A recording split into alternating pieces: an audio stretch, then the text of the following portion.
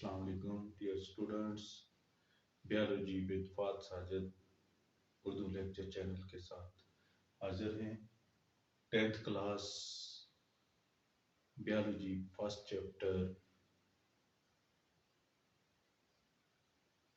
में आज हमारा टॉपिक है रिस्पायरेटरी डिजीजेस। तो स्टूडेंट स्टार्ट करते हैं। Respiratory diseases, what is respiratory disease?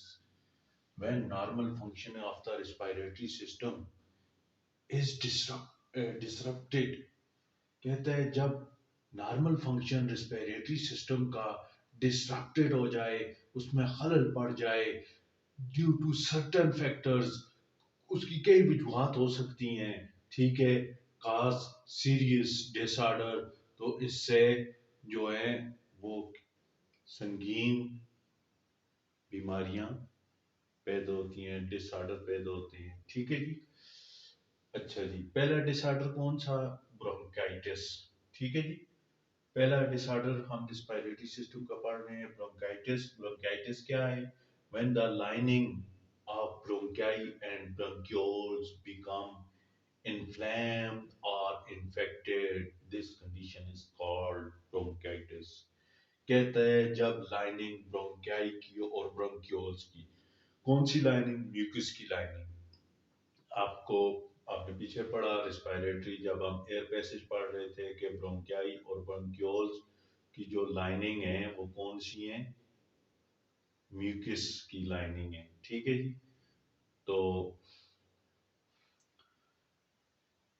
उनमें क्या आ जाती है? सूजन आ जाती है, इन्फ्लेम्ड हो जाती है, सूजन आ जाती है उनमें, या वो मुतासर होती हैं किसी भी फैक्टर से, ठीक है जी, जो उनके नॉर्मल फंक्शन को क्या कर रहा है?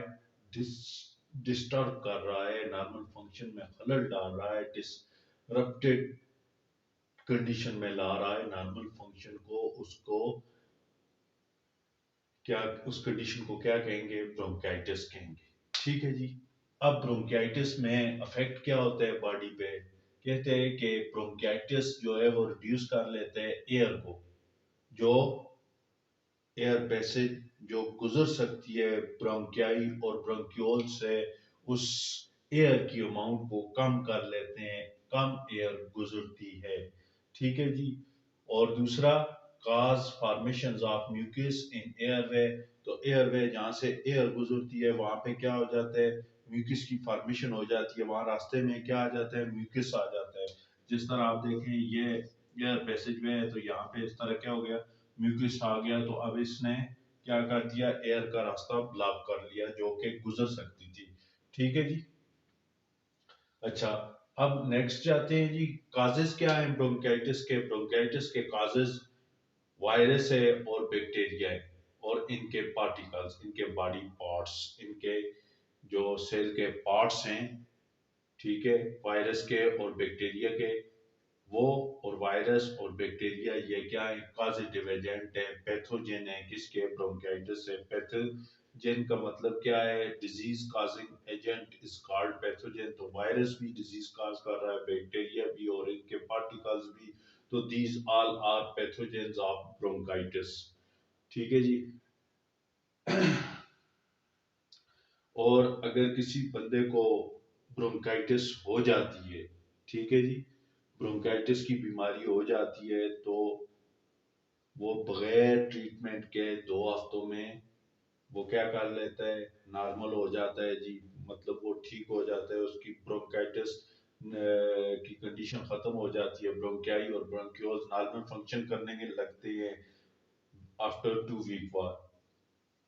अगर कंडीशन ठीक ना हो तो इसके लिए क्या यूज करेंगे? मेडिसिन यूज करेंगे। अगर ब्रोंकाइटिस हुई है बैक्टीरिया की वजह से तो हम एंटीबायोटिक यूज करेंगे, और अगर ब्रोंकाइटिस का कॉजेटिव एजेंट पैथोजन वायरस है तो हम एंटीवायरल ड्रग्स यूज करेंगे, ठीक है जी। और ये कफिंग जो है, खांसी, वो हेल्प करती है आपकी जो ब्रोंकाइटिस की इरिटेशन है, ठीक है जी, उसको जो जो इरिटेट हो रही है, आपको इस तरह जलन सी महसूस हो रही है, तो खांसी क्या करेगी? उसको इरिटेशन को क्या करेगी? ये रिड्यूस करेगी, काम करेगी। तो this is all about bronchitis. तो नेक्स्ट टॉपिक की तरफ चलते हैं। जी स्टूडेंट्स, नेक्स्ट टॉपिक है एम्फाइसीमा। ठीक है जी। एम्फाइसीमा क्या है? ये एक सवेयर संगीन किस्म की लंग्स की डिजीज है, severe type of lungs disease है। ठीक है जी। और ये होती किससे? लंबे अरसे तक खांसने से। ठीक है जी। लंबे अरसे तक आप खांसते रहें तो उससे क्या होता है, एल्वियोलाई की जो वॉल्स हैं वो ब्रस्ट कर जाती हैं, वो डैमेज हो जाती हैं। ठीक है जी। इसका कॉजेटिव एजेंट, काजेज इसके क्या हैं? इसके काजेज हैं एनवायरमेंटल पोल्यूशन। एनवायरमेंटल पोल्यूशन क्या है? वो एम्फाइसीमा का एक कॉज है। जब पोल्यूशन होगी तो उससे क्या होगा, आपका रिस्पायरेटरी सिस्टम डिस्टर्ब होगा, और जाहिर है साथ कफिंग होगी। तो कफिंग होगी तो लंबे अरसे तक आप ऐसे एनवायरनमेंट में रहेंगे, और फिर कफिंग लंबे अरसे तक रहेगी जिससे आपकी एल्वियोलाई डैमेज हो जाएगी। ठीक है जी। दूसरा इसका पॉजिटिव एजेंट क्या है? सिगरेट स्मोक है। ठीक है जी। आपने अक्सर देखा होगा जो स्मोकर्स होते हैं वो खांसते रहते हैं। ठीक है जी। तो उनके खांसने से क्या होता है, एल्वियोलाई की वॉल्स डैमेज हो जाती है, एल्वियोलाई की वॉल्स ब्रस्ट कर जाती है, प्रेशर से ब्रस्ट कर जाती है। ठीक है जी। इसका अफेक्ट एम्फीसीमिया का अफेक्ट, एम्फीसीमा का अफेक्ट जो है ये परमानेंट है और इरिवर्सिबल है। जाहिर है एल्वियोलाई की वॉल ब्रस्ट होगी तो अब ये रिपेयर नहीं होगी। हाँ, फर्दर जो डैमेज है उसे रिड्यूस किया जा सकता है, कम किया जा सकता है। कैसे? स्मोकिंग स्टॉप करके, तंबाकू नोशी छोड़ने पर फर्दर जो लंग्स को डैमेज होना है, मजीद आप खांसते रहेंगे तो उससे जो डैमेज होना है वो नहीं होगा, स्टॉप हो सकता है। लेकिन जो डैमेज हो चुका वो परमानेंट है और इरिवर्सिबल है। तो नेक्स्ट हमारा आगे टॉपिक है निमोनिया। निमोनिया क्या है? लंग्स के अंदर इंफ्लेमेशन है। लंग्स के अंदर जो सूजन है या सोजिश है, या ठीक है जी, सोजिश है। ठीक है। Due to infection in alveoli. ये किस वजह से? ये सोजिश किस वजह से? एल्वियोलाई में इन्फेक्शन की वजह से। ठीक है जी। एल्वियोलाई जो है इन्फेक्शन की वजह से क्या होती है, पस से भर जाती है, फिल्ड विद पस। ठीक है जी। अच्छा, निमोनिया के कॉजेटिव एजेंट क्या है? पैथोजन क्या है निमोनिया का? निमोनिया का पैथोजन है वायरस है, बैक्टीरिया है और फंजाई है। ठीक है जी। अब सिम्टम्स क्या है निमोनिया के? निमोनिया के सिम्टम्स, पहला सिम्टम्स कोल्ड जी, जिसे हम कहते हैं सर्दी लग जाना, जुकाम। ठीक है, सर्दी। ठीक है जी। अपर रेस्पिरेटरी इन्फेक्शन है। ठीक है जी। इस कोल्ड में क्या होता है, छींकें आती हैं, स्नीजिंग होती है। ठीक है जी। सोर थ्रॉट, गले में सोजिश होती है। ठीक है जी। और कफ विद हाई फीवर, कफ होती है, खांसी होती है, साथ तेज बुखार होता है, हाई फीवर होता है, और हाई फीवर 104 डिग्री फ़ारेनहाइट तक पहुंच जाता है। ठीक है जी।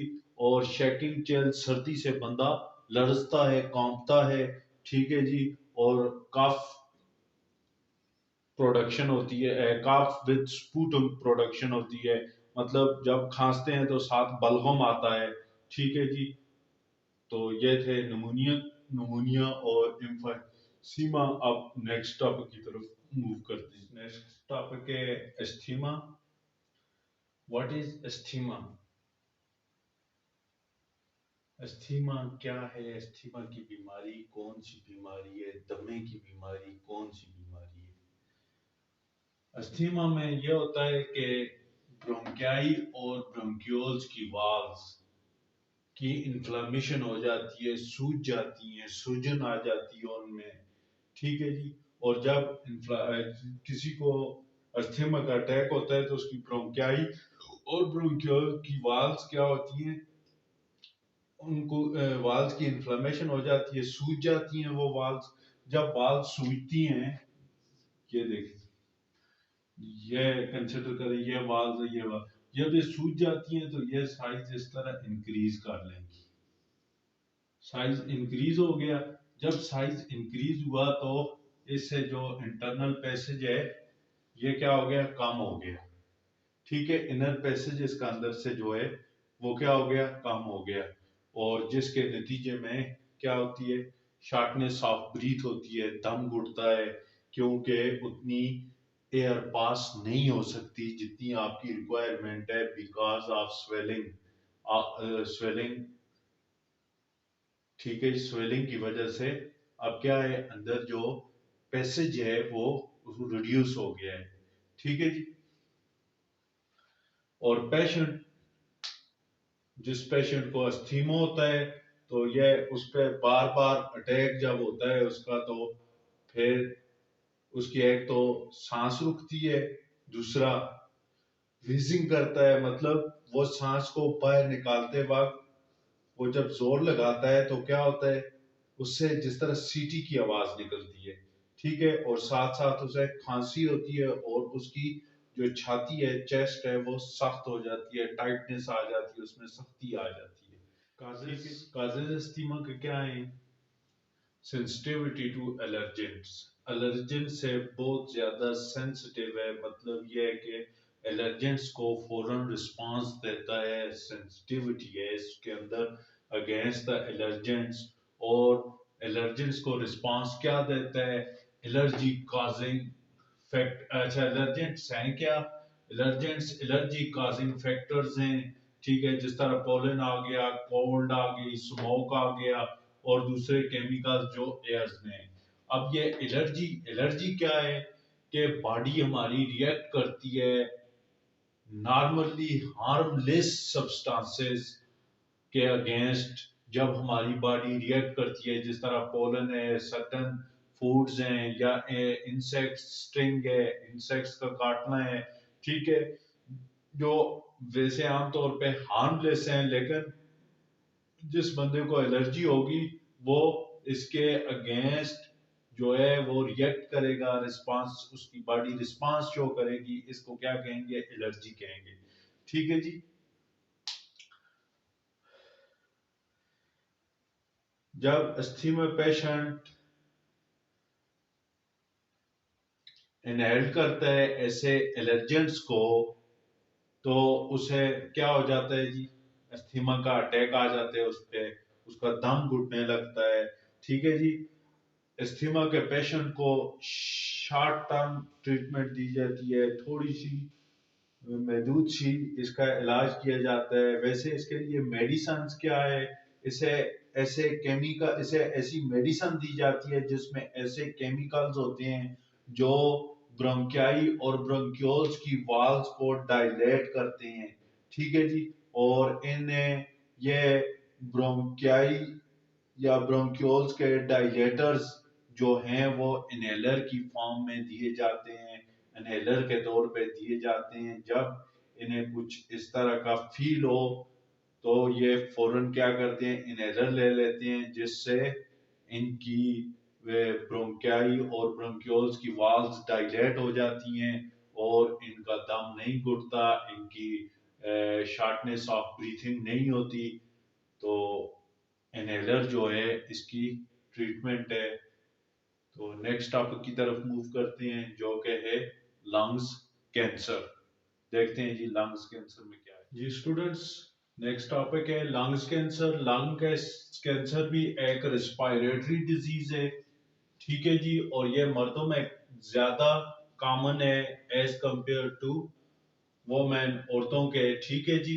इसके काजेस क्या है, स्मोकिंग जी, टोबैको स्मोकिंग, सिगरेट नोशी, तंबाकू नोशी जो है ये लंग्स कैंसर का काज है। इसके साथ साथ इंडस्ट्रियल कार्सिनोजेंस, इंडस्ट्री में तैयार होने वाला मुख्तलिफ केमिकल्स जो कि कार्सिनोजेंस है, कैंसर काजिंग है, ये भी इसकी एक वजह है। फिर प्लूटेड एयर या एयर पोल्यूशन भी इसकी वजूहत में है। ठीक है जी। सिम्टम्स, अलामात क्या है जी, कफ होती है, खांसी होती है और साथ बलगम आता है। ठीक है जी। दम घुटता है जी, ब्रीथिंग लेसनेस होती है जी, प्लूरल चेस्ट पेन होता है जी, सीने में दर्द होता है। ठीक है जी। लेकिन यह चेस्ट पेन जो है, प्लूरल चेस्ट पेन है। एक आपने चेस्ट पेन का पढ़ा जिसे एंजाइना कहते हैं, जो कि हार्ट अटैक की फर्स्ट अलामत है, फर्स्ट सिम्टम्स है। ठीक है जी। और ये कौन सा पेन है? ये प्लूरल चेस्ट पेन है। ये प्लूरल किसका? लंग्स की वजह से जो चेस्ट पेन है। ठीक है जी। मेन काजेज में कौन से कार्सिनोजेंस हैं? जिस तरह टोबैको स्मोक है, टोबैको स्मोक में 69 जो है कार्सिनोजेंस जो कि अभी तक नॉन है। ठीक है, 69 से ज्यादा कार्सिनोजेंस अभी तक नॉन है जो किस में मौजूद हैं? टोबैको स्मोक में मौजूद हैं। ठीक है, सिगरेट के धुएं में मौजूद हैं। ठीक है जी।